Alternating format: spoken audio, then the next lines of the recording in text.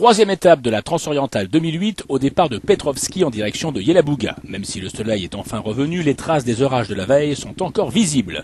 Départ dans la boue pour une liaison de 574 km. Par mesure de sécurité, la spéciale a été annulée.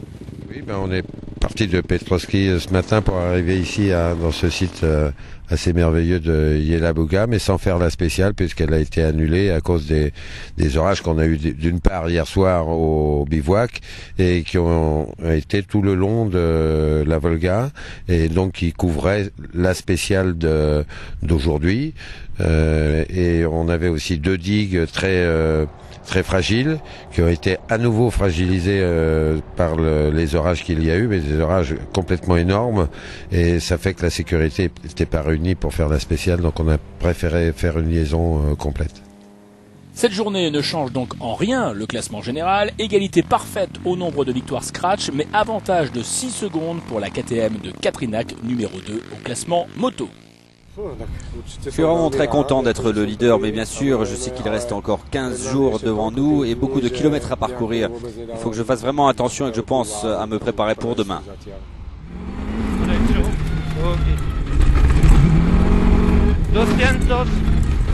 En auto, l'Espagnol Monterde et l'Allemand Kahl ne se quittent pas d'une seconde. Enfin, presque, puisqu'après 2 étapes, le pilote de Jean-Louis Chesser dispose de 13 secondes d'avance.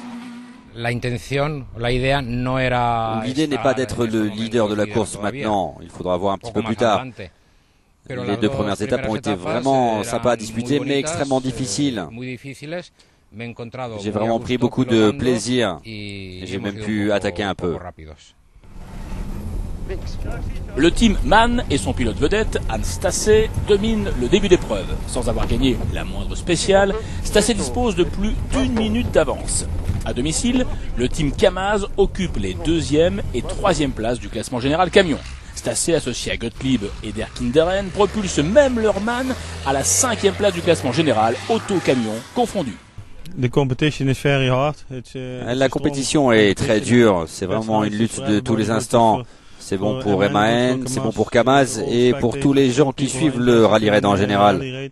On essaye de faire de notre mieux, je suis en tête, mais l'avance n'est pas suffisante pour l'instant, c'est un petit écart.